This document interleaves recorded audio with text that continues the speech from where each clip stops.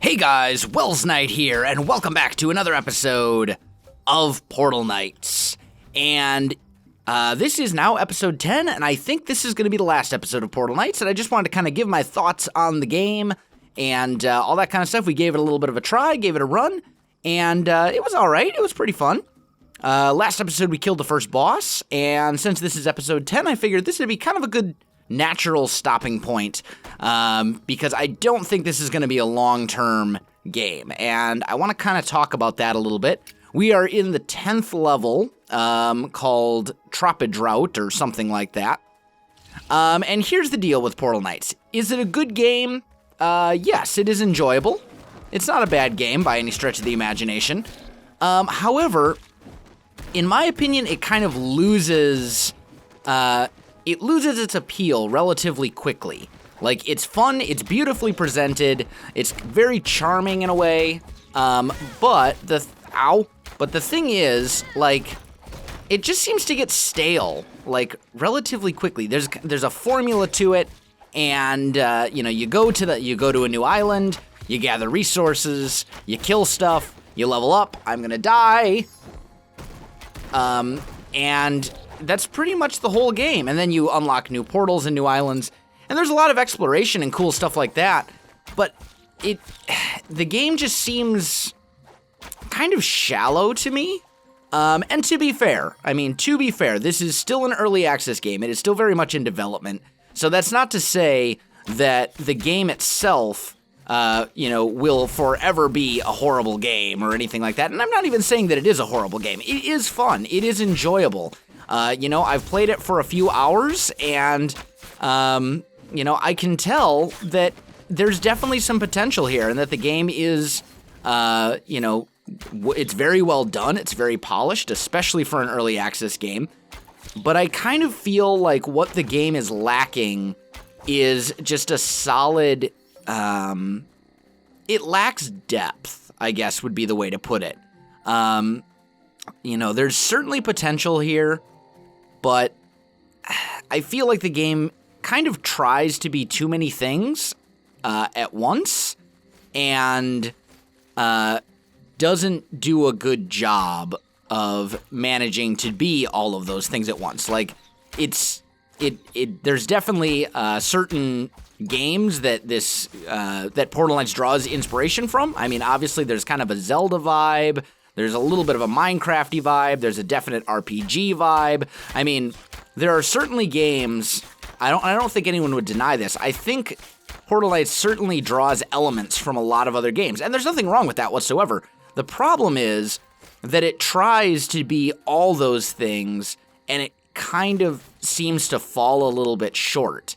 And the game is still in early access and still in development, so maybe things will change. And in a way, I kind of hope they do, because it is a fun game.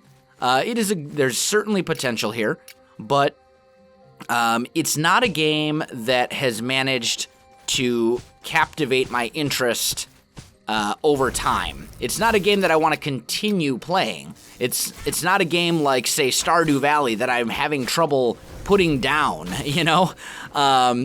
and I think for the $15 price tag that it has on Steam, I think that's a bit much. I think for maybe if you get it on a Steam sale for like 50% off, it might be worth it, especially if the game is developed a bit more.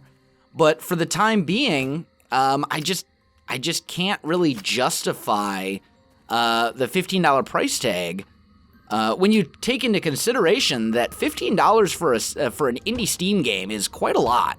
Stardew Valley, for example, is $15 on Steam, and that game, and I'm only mentioning Stardew Valley because it's the other indie game that I'm playing right now, but that game is also $15 on Steam, and that one has hours upon hours upon hours of content and progression and story and all sorts of things, and that game I'm having an extremely hard time putting down, whereas this one is the same price, but I'm, 2-3 hours into it, and I just don't really have the desire to play it anymore. It's not that it's a bad game.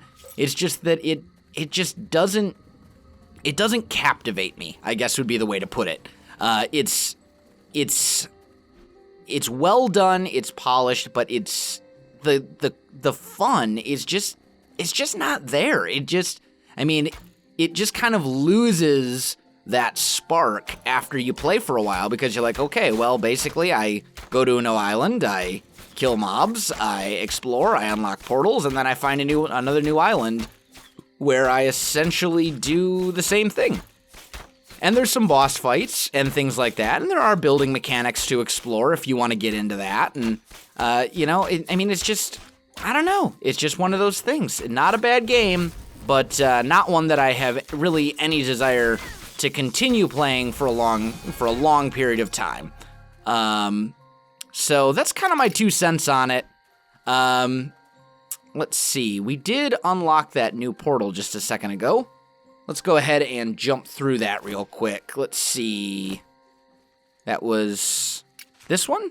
Yeah, Palm Patina. Let's head over there. Now, with that said, the game is certainly not all bad. There are things that I really do like about the game. I mean, it is absolutely beautiful. It's charming in a way. It's very kind of, like, the graphic style is very endearing, and I like that quite a lot. The music is very well done. It gives you kind of this fun vibe. The worlds are, all the various different islands that you go to certainly have a unique feel to them, at least for the most part. It's not to say that this game doesn't do anything right. There are lots of things that this game does very, very well. The combat is relatively simple, and I think that's a good thing. Oh, hello.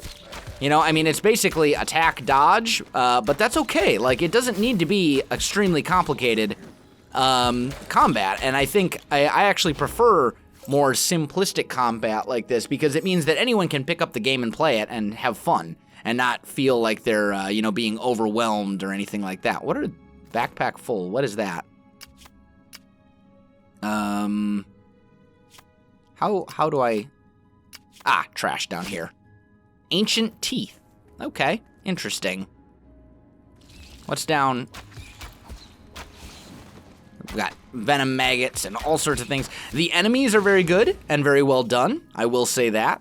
There's a lot of different enemies that all kind of have an interesting vibe to them. And, to be fair, I will also say that, as I've said, I've only put a couple hours into this game. So, please don't take this as like a full, massive review. There's probably quite a lot of content here that I really haven't gotten into.